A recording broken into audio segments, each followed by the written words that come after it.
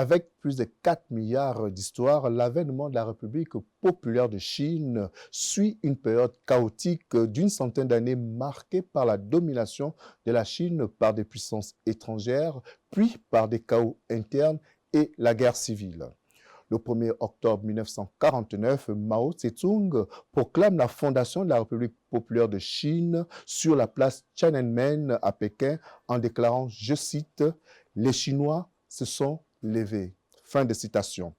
Le pays de l'Empire du Milieu prend son destin en main pour devenir 75 ans plus tard la première puissance mondiale. Mesdames et messieurs, bonsoir et bienvenue à ce plateau spécial consacré à la célébration du 75e anniversaire de la création de la République populaire de Chine. Cette émission s'articulera autour de deux grands thèmes, à savoir la coopération Chine-Afrique d'une part et la modernisation à la chinoise, comment elle peut contribuer au développement de l'Afrique d'autre part. Pour en parler, un invité sur ce plateau, il s'agit de M. Francis Edgar Simamba, géopolitologue, géostratège et analyse politique. Monsieur Simamba, bonjour, bonsoir. Bonsoir, monsieur Geoffrey Ndondian. Merci d'avoir répondu à notre invitation. C'est toujours un plaisir renouvelé d'être ici. Alors, M. Simamba, comme vous le savez, sur invitation de son homologue chinois, le président gabonais Brice Clotaire Oligui Nguema a séjourné en Chine du 3 au 8 septembre dernier. C'était dans le cadre du Forum de coopération sino-africaine. Mais en marge de ces assises, le chef de l'État gabonais a visité le mémorial Mao Tse-tung. Je vous invite à suivre ce reportage de nos confrères de la direction de la communication présidentielle. Beijing, mémorial Mao Tse-tung. En ces lieux où repose pour l'éternité le père de la nation chinoise, le président de la transition avec la première dame à ses côtés est venu s'incliner. Plus qu'un hommage, c'est un devoir de mémoire que le général Brice Clotaire Oligui Nguema s'est livré. La reconnaissance de l'œuvre du fondateur de la République populaire de Chine, principal dirigeant de l'État jusqu'à sa disparition le 9 septembre 1976 à Pékin. Mao Tse-tung était le précurseur, l'artisan principal de la coopération sino-gabonaise, avec son homologue de l'époque, Omar Bongo Ondimba, il y a plus d'un demi-siècle.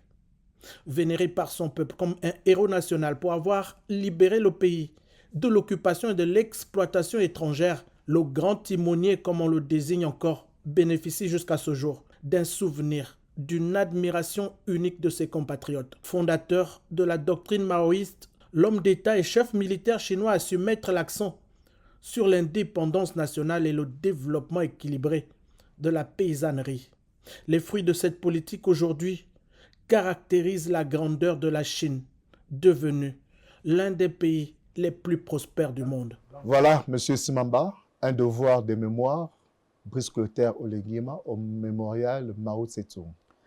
Merci, monsieur Ndondian. Il y a trois interprétations que nous pouvons dégager à la suite de cette visite. Déjà, elle a un caractère symbolique, historique et même, on parle au-delà, une dimension culturelle.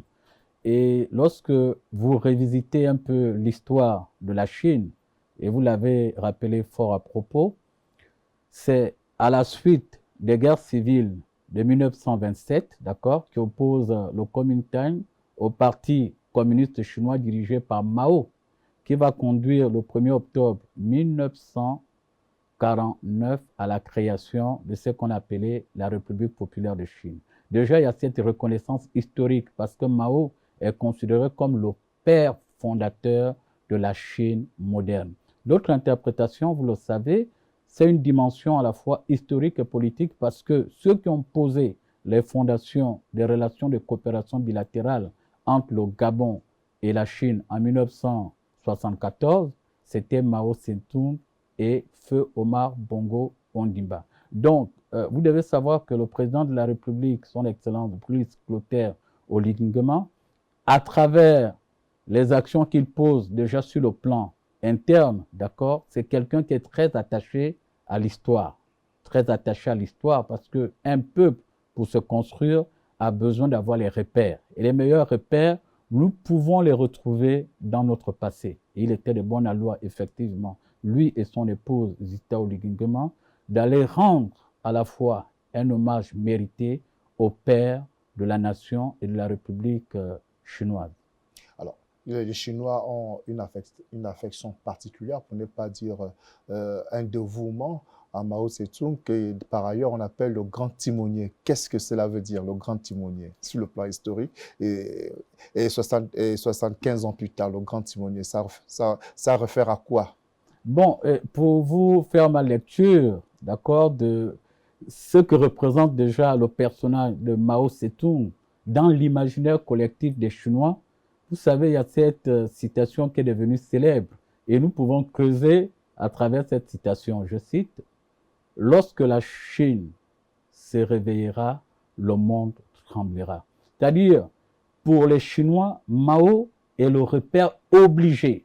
Mao est même l'essence de la puissance chinoise. Et le visionnaire, c'est toute une vision qui a été... Effectivement, beaucoup même considèrent que c'est l'un des prophètes, d'accord, prophète de l'histoire moderne de cet État, et d'autres vont même jusqu'à le déifier. C'est un dieu, parce que c'est quelqu'un qui a eu une projection de plus de 50 ans avant ce que devait être la Chine. Aujourd'hui, les preuves sont là, certainement. Tout au long de l'émission, nous allons revenir sur la puissance chinoise dans le monde et dans les relations internationales. Alors, toute une pensée philosophique qui lui est consacrée? Oui, effectivement, pour ceux qui ont eu la possibilité de visiter ce qu'on appelle aujourd'hui en Chine les écoles de Confucius, et ceux même qui ont eu la possibilité de se frotter à l'école de stratégie chinoise, je pense qu'après Sun-Ce, l'un des stratèges qui est beaucoup plus étudié dans les écoles de stratégie chinoises, c'est Mao, avec la révolution verte. Ils estiment effectivement qu'au-delà de la dimension politique, la dimension stratégique, mais Mao incarne aussi la pensée philosophique de la Chine moderne. Et puis, il faut le rappeler, il y a eu la tenue du forum de coopération sino-africaine au cours duquel la voix du Gabon s'est fait entendre par Brice Clotaire Oligingema. Je ne vous en dis pas plus. Suivons une fois de plus ce reportage de nos confrères de la direction de la communication présidentielle. C'est le plus grand rendez-vous diplomatique depuis la période de Covid qui se tient en présentiel. Près d'une cinquantaine de dirigeants d'Afrique et leurs représentants sont présents à ce second forum économique Chine-Afrique. Dans le concert de ces nations réunies, le président de la transition du Gabon a su faire entendre sa voix. Mon pays soutient pleinement la déclaration et le plan d'action soumis à notre examen. Elle se réjouit de la prise en compte de plusieurs secteurs porteurs de croissance.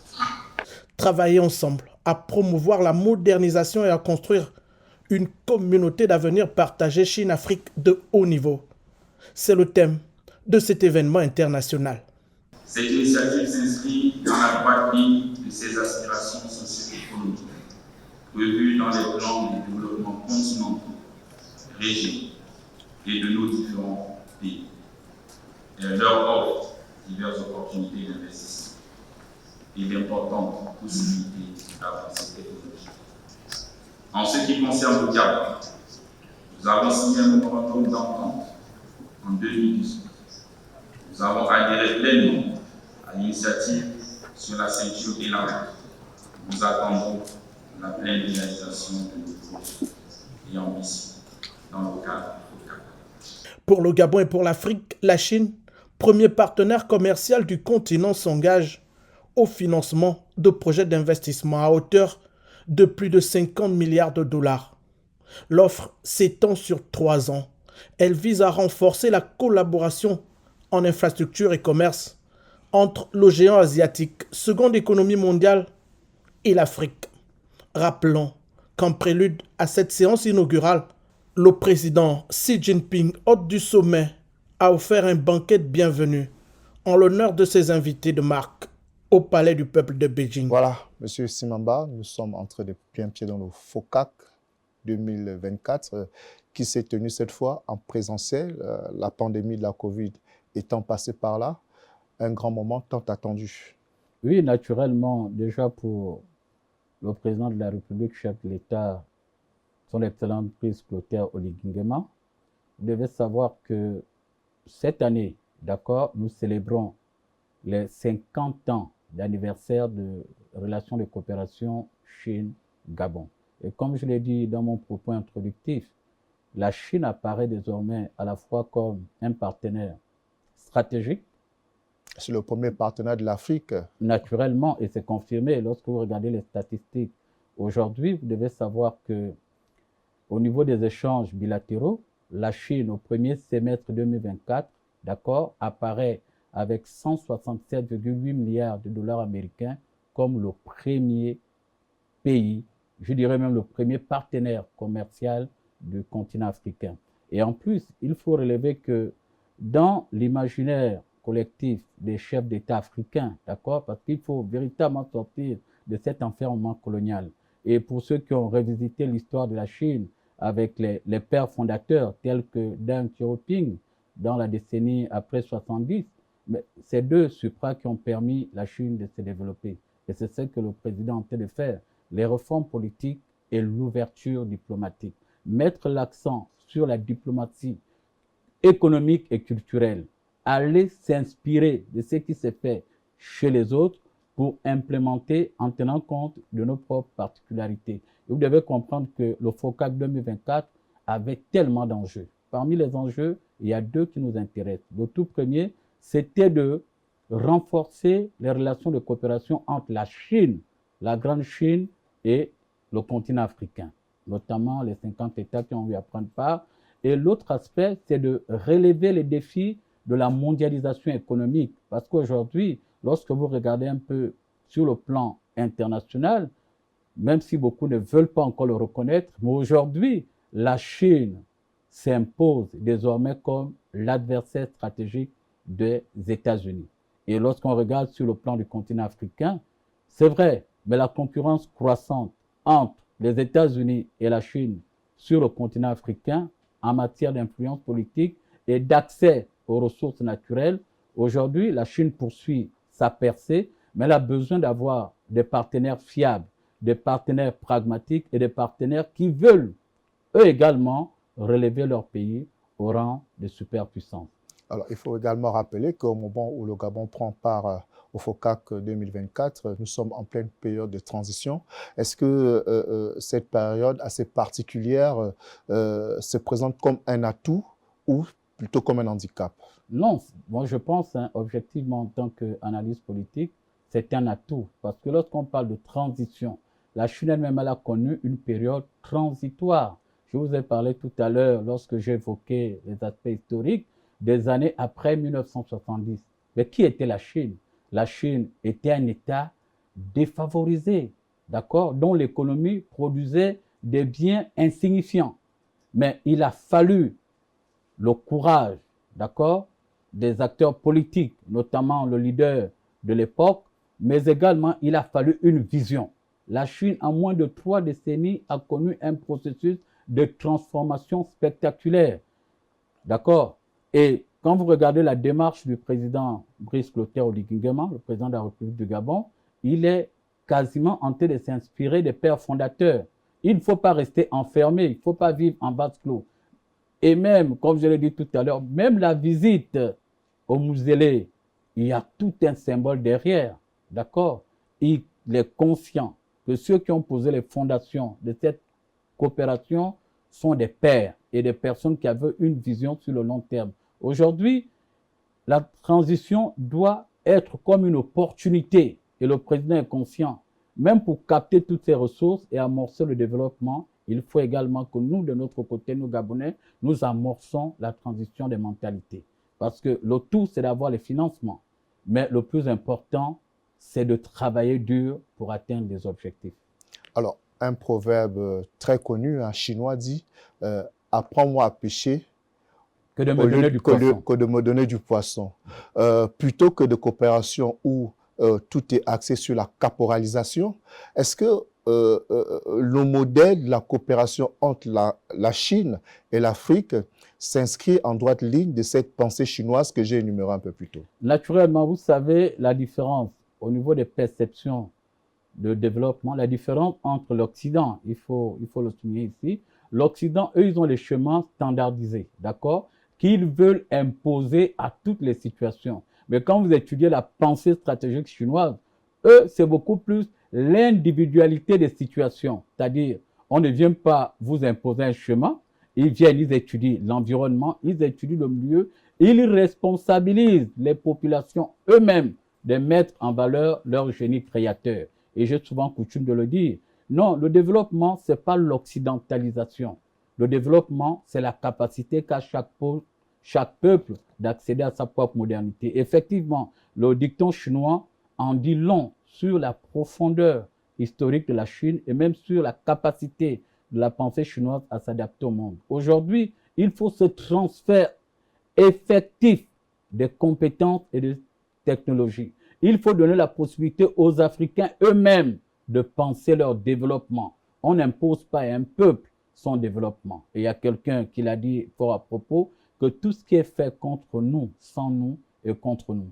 Et quand vous regardez la stratégie chinoise, c'est de pouvoir responsabiliser les États africains, c'est de pouvoir, pas accorder de l'aide, mais pouvoir les accompagner dans ce processus de développement. Alors, tout à l'heure, vous évoquiez la coopération entre le Gabon et la Chine qui existe depuis 1975 sous l'ère Omar Bongo Ondimba. Et justement, dans les festivités marquant le 50e anniversaire de ces liens très forts, il y a eu le deuxième forum économique Chine-Gabon, au cours duquel le Gabon a bénéficié de plus de 4 milliards de dollars américains qui devront être principalement investis dans les secteurs des travaux publics et de l'énergie. Effectivement, il faut savoir que pour la délégation gabonaise, en partant d'ici, ils sont allés avec 22 programmes, sinon 22 projets, d'accord? C'est-à-dire qu'il y a eu toute une préparation en amont, parce que souvent, le chemin qui s'est fait dans le passé, on partait d'abord chercher les financements sans planifier. Or là, il y a eu une planification. Charrue avant les bœufs. Voilà, il y a eu une planification en amont. Les équipes ont travaillé, les membres du gouvernement ont travaillé, chacun dans son secteur. Ce qui a fait qu'en allant là-bas, ils ont présenté le plan national de développement de la transition, PNDT, d'accord? Mais autour de ce plan, il y a 22 programmes. On peut citer 2 ou 3 grands projets.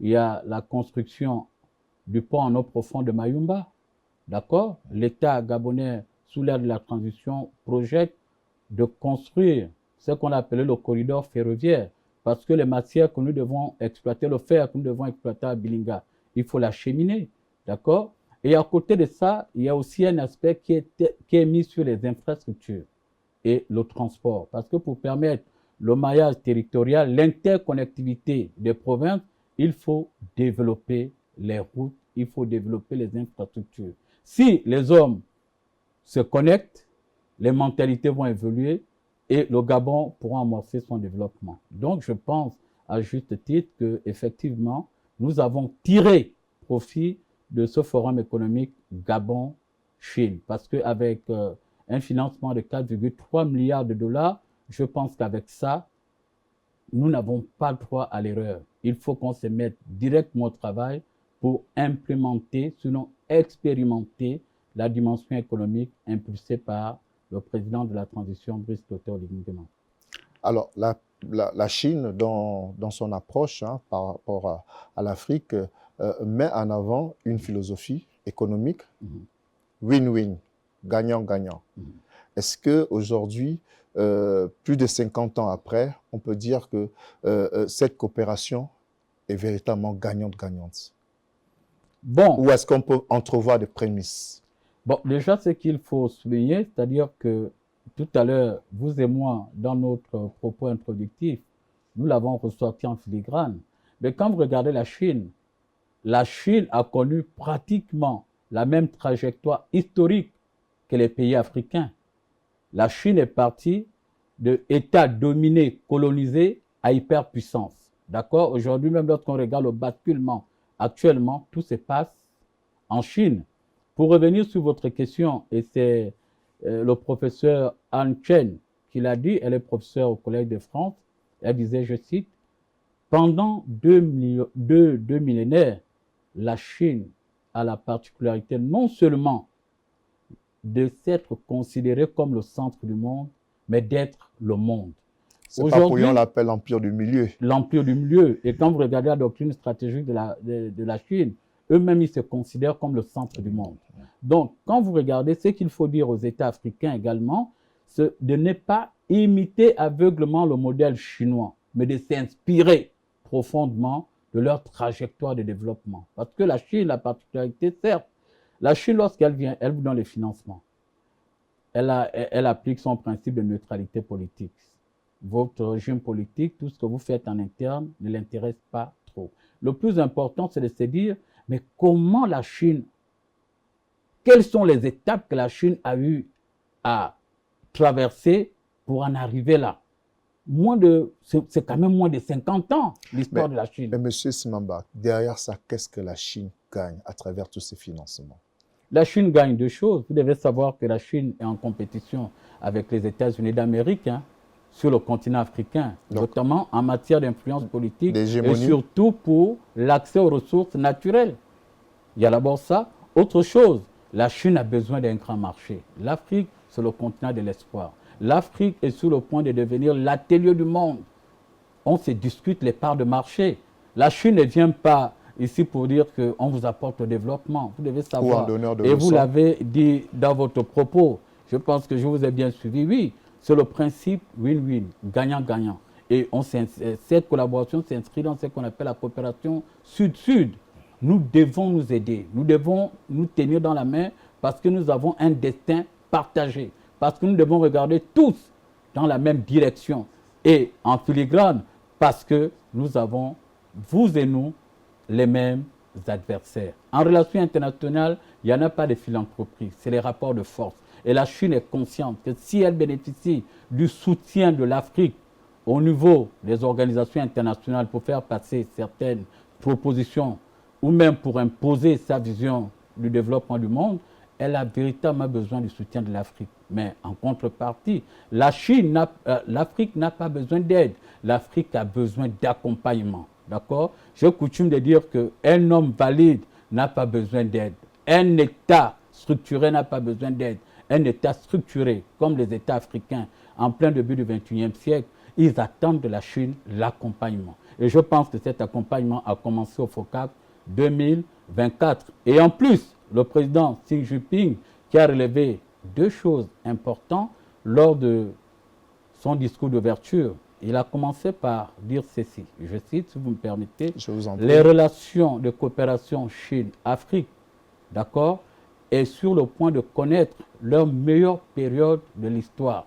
Avant d'ajouter, la Chine est prête aujourd'hui à approfondir les relations de coopération avec l'Afrique. C'est pourquoi nous prenons l'engagement de vous accorder un financement supplémentaire de 50 milliards de dollars américains. Et en plus, nous prenons l'engagement historique de contribuer à la création de 1 million d'emplois sur le continent africain. Les actes sont là, les discours également. C'est maintenant à nous de saisir l'opportunité historique. Et justement, M. Simamba, la création de ces emplois passe par la formation. Et pour ce qui est de ce secteur de la formation, la Chine a beaucoup investi dans notre pays. Et nous allons le découvrir dans ce reportage de notre consoeur Deng Yiping de la télévision nationale chinoise. Dans le cadre du sommet 2024 du FOCAC, Forum sur la coopération sino-africaine, le président chinois Xi Jinping a rencontré son homologue gabonais Brice Clotaire Oligui Nguema. Les deux dirigeants ont salué dans leur entretien la coopération dans la formation professionnelle entre les deux pays. En 2021, la société chinoise Avic International a construit 3 centres de formation professionnelle dans 3 villes gabonaises, à savoir Libreville, Franceville et Port-Gentil. Cela a permis de soutenir la formation professionnelle avec une couverture de 12 disciplines comme la menuiserie et la réparation automobile. Chaque année, environ 1200 professionnels sont formés. Une équipe de journalistes du CMG a visité l'un de ces 3 centres et voici le témoignage d'une étudiante gabonaise. Elle s'appelle Tiziana Minkoume Owono. Je peux vous décrire, depuis que je suis arrivée ici, j'ai vraiment appris. Pour les jeunes filles gabonaises comme moi, je les exhorte vraiment. La formation professionnelle n'est pas seulement faite pour les hommes, elle est aussi faite pour les femmes. J'en suis la preuve. Je suis une formation d'homme et je suis à l'aise dans ce que je fais. Un proverbe africain dit « Un vrai ami est quelqu'un avec qui vous partagez le chemin ». La Chine et le Gabon cheminent sur la voie de la modernisation. Les 2 pays s'épaulent sur ce chemin et si la Chine a quelques expériences à partager avec le Gabon, c'est notamment dans la formation des professionnels. Vous savez, dans le passé, la Chine a été appelée l'usine du monde. Pour être l'usine du monde, il faut avoir des usines, il faut aussi avoir des millions d'ouvriers qualifiés. C'est dans cette logique que la Chine a proposé dans les 10 actions de partenariat sur la modernisation, une action sur les échanges humains et culturels. Et ce, à travers le programme intitulé « Avenir de l'Afrique, plan de coopération Chine-Afrique sur la formation professionnelle ». Dans les 3 ans à venir, la Chine créera 10 nouveaux ateliers Luban sur le continent africain. Elle proposera aussi 60 000 places pour la formation professionnelle en faveur notamment des femmes et des jeunes Africains. Et comme vous le savez, la Chine et le Gabon célèbrent cette année le 50e anniversaire de l'établissement de leurs relations diplomatiques. Avec le consensus obtenu lors du dernier sommet du FOCAC à Beijing, les 2 pays peuvent envisager des coopérations beaucoup plus approfondies dans divers domaines. Monsieur Simamba, on ne le dit pas souvent assez, l'investissement humain est capital. Et ici, dans le modèle chinois, l'investissement humain se fait à travers la formation professionnelle. Effectivement, et vous avez suivi à la fin du reportage, votre consoeur a sorti une citation importante. D'accord? L'ami, c'est celui avec qui on marche main dans la main. Et je veux même compléter en disant, l'ami, c'est celui avec qui on marche main dans la main, on regarde dans la même direction et nous faisons preuve de sincérité mutuelle. D'accord? L'ami, ce n'est pas quelqu'un avec qui on a des oppositions d'intérêt.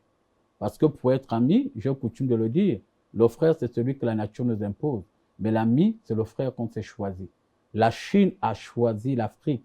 L'Afrique a choisi de marcher main dans la main avec la Chine.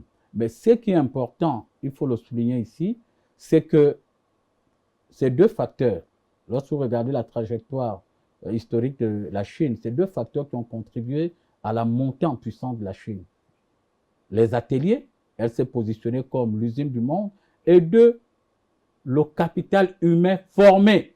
Parce que le tout, ce n'est pas de ramener les financements et dire au président, crée les entreprises. D'accord? Oui, il va créer des entreprises, il va créer des usines, mais il faut des personnes qualifiées et compétentes pour animer, pour gérer ces usines. Et vous avez vu aujourd'hui ce transfert de technologie objective, parce que ces Gabonaises et ces Gabonais qui vont en Chine, en réalité, ils vont pas seulement pouvoir ou contempler. Il y a une forme de transformation spirituelle parce que c'est un pèlerinage. Ils vont y travailler dans des ateliers, dans les grandes usines chinoises. Et lorsque ces personnes viendront ici, ils vont s'inscrire dans la logique du chef de l'État. C'est de développer des relations décomplexées. Il faut former le nouveau type de Gabonais. C'est celui qui a la compétence, qui peut concurrencier avec le petit chinois, avec le petit américain, avec le petit brésilien. Donc, ce pèlerinage, à terme, fera que ceux qui ont eu l'opportunité d'aller en Chine, se frotter avec les Chinois, lorsqu'ils rentreront au pays, pas qu'ils doivent calquer le modèle, mais ils doivent faire plus en tenant compte de nos conditions de vie locales. Mais, et bien évidemment, il y en a qui sont ceux qui sont formés ici à travers les centres de formation multisectoriels qui sont un don de la coopération, peut-être pas un don, mais qui sont issus d'un partenariat entre le Gabon et la Chine. On a évoqué tout à l'heure dans le reportage le cas à Port-Gentil et à Franceville où des Gabonais sont formés au même titre que ceux qui sont à l'extérieur. Oui, naturellement, en tenant compte des standards. Vous savez, j'ai coutume de dire, M. Ndondian, que la science, elle est universelle. D'accord? Mais ce qui nous a toujours manqué, c'est 2 choses. Le courage et la volonté de bien faire. Et pour avoir la volonté de bien faire, il faut d'abord aimer son pays. D'accord? La science, elle est universelle. Les jeunes qui sont formés dans les centres multisectoriels, donc COC, pour le cas de Libreville, Vengue, pour le cas de Vengue à Franceville, et celui de Tchenga à Port-Gentil, mais tous sont formés dans les mêmes standards. D'accord? Mais sauf que malheureusement, par le passé, on a toujours cru que l'herbe était beaucoup plus verte chez le voisin. Non, ils ont des formateurs aguerris, diplômés, capés, des personnes qui ont un capital expérience. Maintenant, à travers cette collaboration ou cette coopération, le fait de permettre à ceux qui sont déjà formés ici d'aller en Chine, c'est pour aller visualiser, c'est pour aller comprendre le process. Parce que vous savez, il y a un fossé entre les connaissances théoriques apprises en classe et la pratique qui est la réalité du terrain. Et vous allez voir que la jeune Diana qu'on a vue et les autres compatriotes, lorsqu'ils reviendront, ce seront des personnes totalement transformées et différentes. Et il faut encourager le gouvernement de la transition à beaucoup plus s'accentuer sur ce type de collaboration, sur ce type de coopération. Permettre à ceux qui sont déjà formés ici d'aller passer, d'accord, un moment d'immersion dans les grandes usines. Parce qu'aujourd'hui, pour se développer, il faut créer des usines, il faut créer des entreprises. Mais pour qu'on crée des entreprises, il faut des personnes capables et compétentes. Alors, vous avez parlé tout à l'heure du facteur humain dans le développement, sinon dans l'histoire, l'évolution de la Chine, contrairement à l'Afrique de façon générale, au Gabon de façon particulière, qui a une très faible population. Est-ce que là aussi, il ne faut peut-être pas, c'est vrai, vous l'avez dit, qu'il faut adapter selon nos réalités, mais est-ce que le fait que nous ayons un marché assez étriqué n'est pas un gros handicap? Bon, je pense que, vous savez, c'est là aussi la stratégie. On définit la stratégie comme l'ensemble de moyens mis en œuvre pour atteindre un objectif. C'est-à-dire que c'est à nous, et c'est ça le rôle le chef de l'État, il fixe la vision, le gouvernement l'implémente, l'exécute, et au peuple de suivre. Lorsqu'on regarde la trajectoire de la Chine, c'est ce qui s'est passé.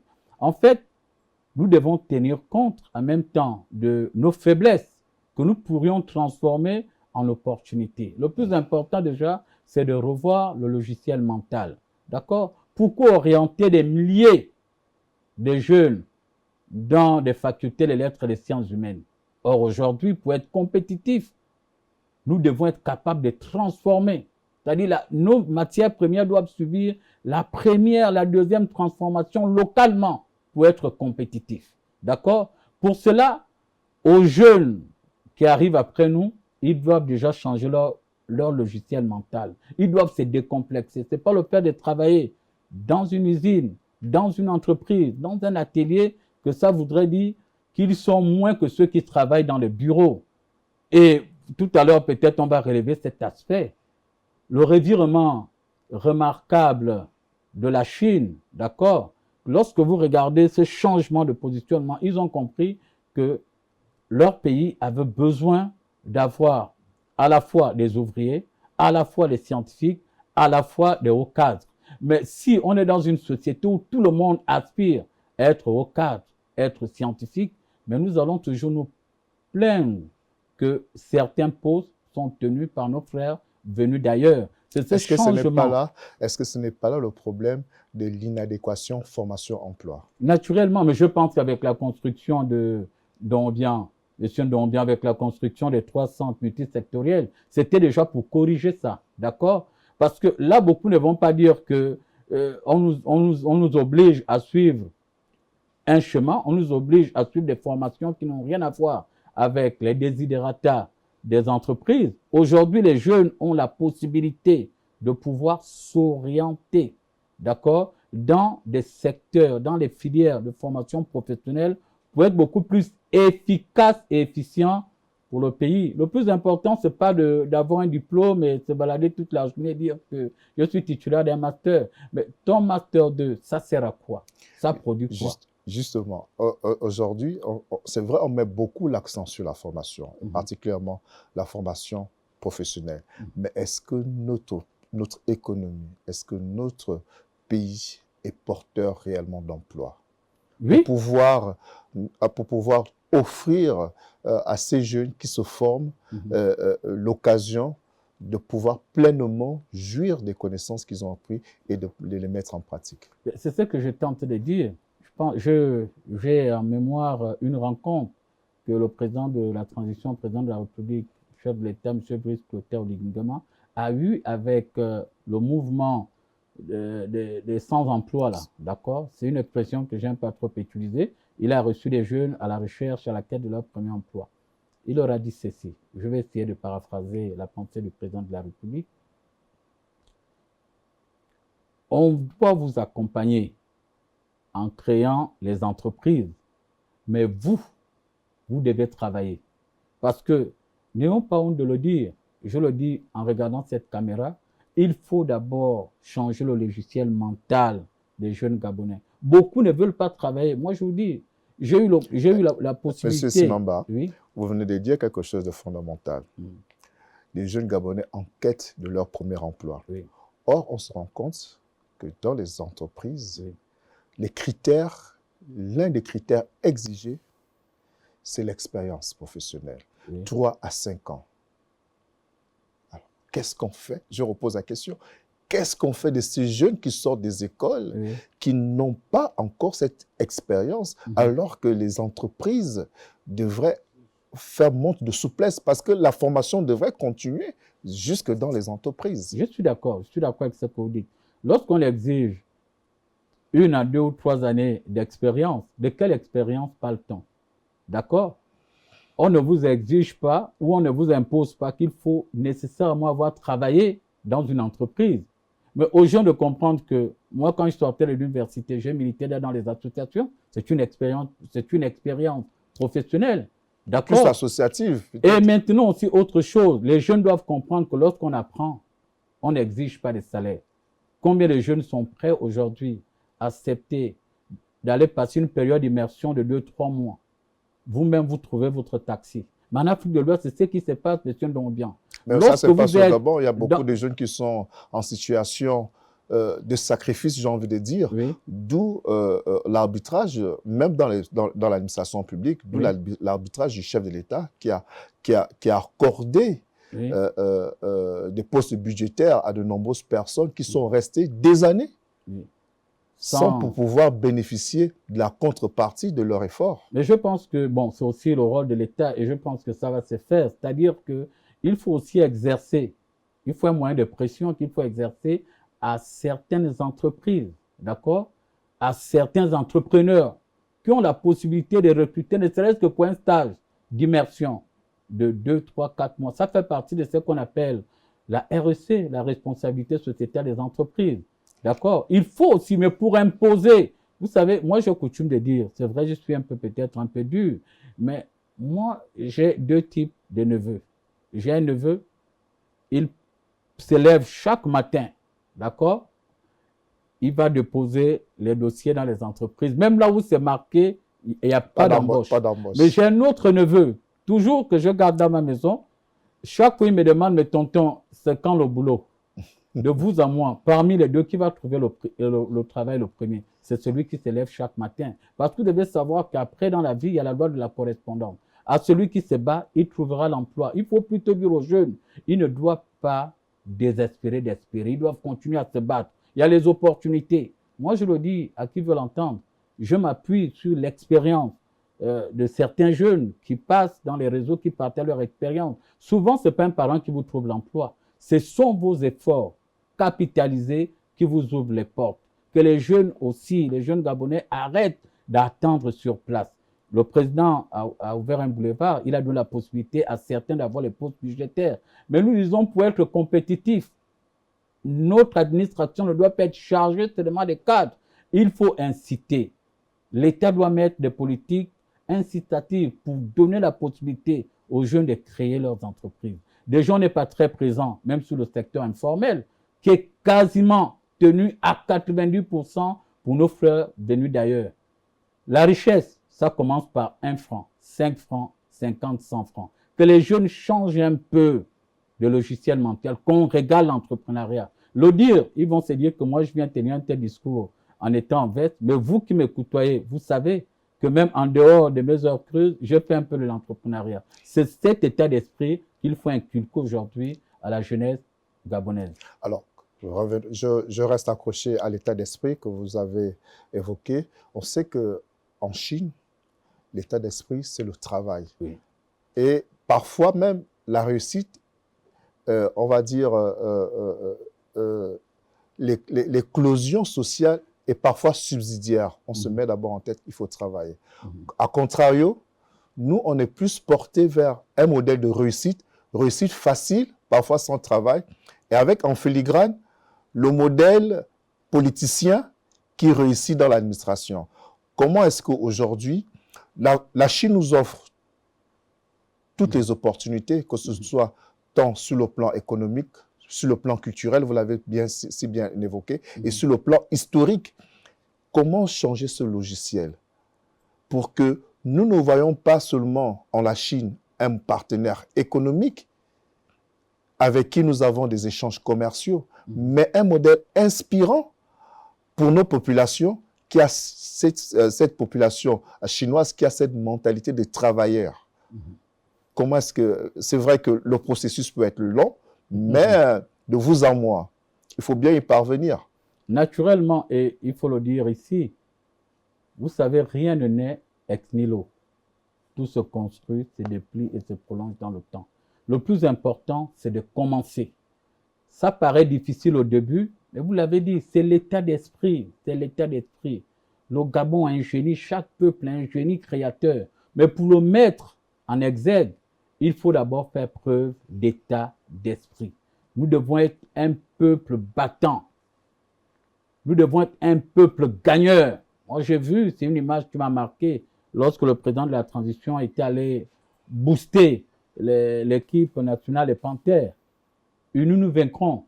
Nous devons avoir la mentalité de ceux qui veulent graver le nom de notre pays dans les annales de l'histoire.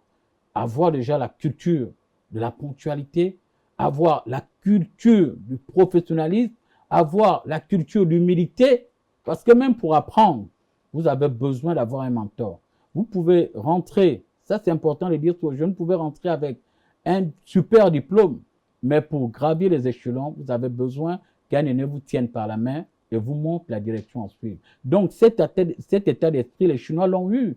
Et je vous ai dit, monsieur Ndongobian, vous imaginez, en moins de 3 décennies, la Chine a quitté l'étape des pays défavorisés dont l'économie produisait des biens insignifiants pour devenir la 2e puissance économique du monde. C'est quand même un exploit. Mais les gars, c'est pas un coup de bâton magique. Les gars ont travaillé. Ils se sont sacrifiés. Ils se sont donnés à fond parce qu'ils avaient un challenge. Mao leur a dit, et il avait déjà averti le monde que quand la Chine se réveillera, le monde tremblera. Il faut aussi le dire aujourd'hui, on a un leader. Nous traversons une période assez particulière de notre histoire avec la transition. C'est le moment de poser les jalons du futur Gabon. Mais pour cela, il faut une prise de conscience individuelle et collective, déjà des populations, mais surtout des jeunes.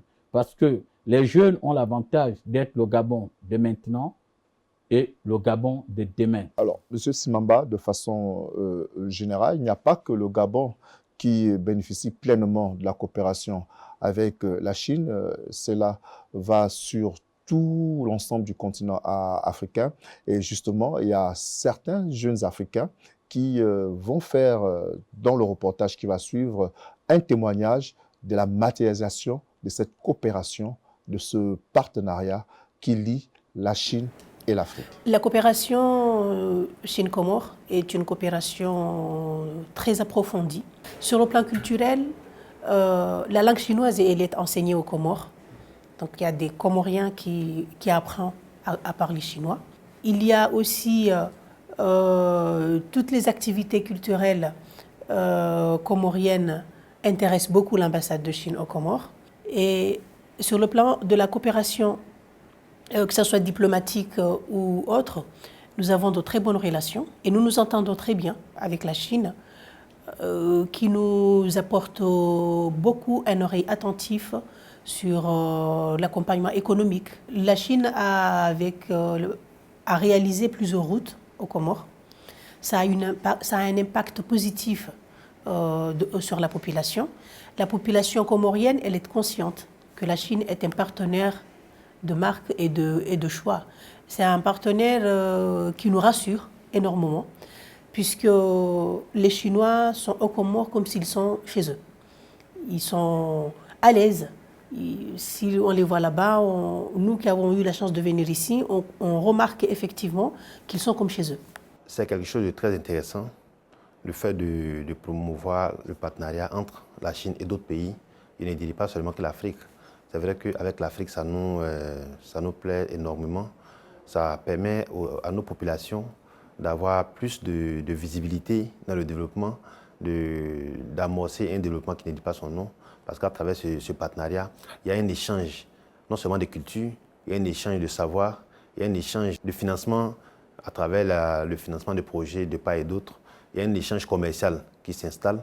Donc c'est une initiative qui est à saluer. Mon pays, le Cameroun, on a des relations avec cette grande pays, cette grande puissance asiatique depuis des années. Je peux citer quelques exemples. Il y a le port en eau profonde de Kribi. Il y a aussi palais des sports de Yaoundé, c'est un don. Il y a aussi le palais de Congrès. Il y a tellement des exemples à citer, surtout sur le plan infrastructurel. Il y a aussi l'autoroute qui quitte de l'aéroport de Yaoundé directement vers le centre des villes. Et on est très fiers de toutes ces infrastructures. Pour avoir été étudiant en Chine, je pense que je suis déjà un des témoins de cette coopération, parce que j'ai eu mon doctorat en Chine. Et avec les infrastructures, parce que comme je l'ai dit tantôt, nous devons mettre l'humain au centre de tout. Avec les centres de formation multisectoriels qui ont été construits par l'accompagnement de la Société Avic Internationale au Gabon, dont nous avons actuellement 3 centres multisectoriels de formation professionnelle, notamment à Libreville, à Tchengué et à Port-Gentil, et à Mbengue au sud du Gabon, à Franceville. Et dans ces centres-là, il y a bien entendu des formations qui visent ces différents domaines. Et tout nécessite des hommes qualifiés, bien formés et disponibles. Tout de suite, il y a un impact, parce que lorsqu'une entreprise s'installe, elle crée des emplois. Et après, c'est maintenant le fruit de ce qui a été réalisé. Voilà, M. Simamba, l'empreinte, sinon l'impact de la coopération entre la Chine et l'Afrique témoignée par certains Africains. Oui, effectivement, M. Ndombian, nous avons suivi avec beaucoup d'intérêt l'élément qui vient de passer. Je pense qu'il y a eu une femme du Comore, c'est ça? Comorienne. Et un frère pas très loin de l'Afrique centrale, du Cameroun, et un compatriote gabonais qui ont clairement affirmé, et le compatriote gabonais qui a fait ses études en Chine, qui est un peu produit parce qu'il est revenu avec un doctorat. Il a cité quelques réalisations. On peut ajouter, il y a le stade de l'amitié, d'accord? Il y a le palais Léomba qui abrite l'Assemblée nationale. Il y a là où nous sommes actuellement pour cette émission en direct, la maison Georges Rawiri, d'accord? Ça voudrait dire que la Chine, aujourd'hui, pour ceux qui ne le savent pas, la Chine veut marquer de son empreinte sur le continent. Et c'est à nous, et j'appelle à cette prise de conscience collective des Africains, que nous ne devons pas rater le coche. Nous avons rendez-vous avec l'histoire. Il faut saisir la Chine par les deux mains pour véritablement nous inspirer de leur modèle et de leur trajectoire historique. Alors, ce qui nous amène à la deuxième partie de notre plateau spécial. Nous allons cette fois parler de la modernisation à la chinoise et comment cette dernière peut contribuer au développement de l'Afrique. Et je vous invite à suivre ce reportage. Si vous possédez un robot nettoyeur, vous avez peut-être déjà vécu ce scénario. Cette touffe de poils de chat vous a agacé toute la matinée, mais vous ne pouvez pas vous résoudre à la balayer vous-même. Après tout, à quoi sert-il d'avoir un robot ? Vous attendez donc que l'appareil tombe enfin dessus. Enfin, voyons. Cette situation pose une énigme et a conduit à une question qui est devenue de plus en plus populaire en 2024. L'IA peut-elle résoudre ce problème? Pour trouver la réponse, je me suis rendu à Hangzhou, le centre chinois de la haute technologie. Je ne jette pas de détritus. Cette bouteille deviendra importante plus tard dans l'histoire. Cette entreprise revendique la fabrication d'un robot nettoyeur smart qui intègre l'IA. C'est vraiment gênant pour vous de ne pas pouvoir commander à votre robot de venir s'occuper du désordre qui se trouve juste devant vous. Oui, c'est exactement ce que je voulais dire. Maintenant, montrez-moi comment votre robot s'y prend. Comment l'intelligence artificielle rend-elle ce robot intelligent? Voici ce que nous fournissons ici. Il s'agit du cerveau d'un robot général. Au sommet d'un véhicule de nettoyage par ailleurs conventionnel repose un dispositif équipé de caméras et de capteurs. Ces composants transmettent des données à une unité de traitement embarquant un modèle de langage étendu de type ChatGPT appelé Tongyi Tianwen, créé par le géant chinois de la technologie Alibaba, comme pour tous les outils d'IA de ce type. Il suffit de dire au robot ce que l'on veut en langage humain naturel pour qu'il le comprenne. Voyons s'il peut ramasser la bouteille que je viens de jeter, simplement en le demandant.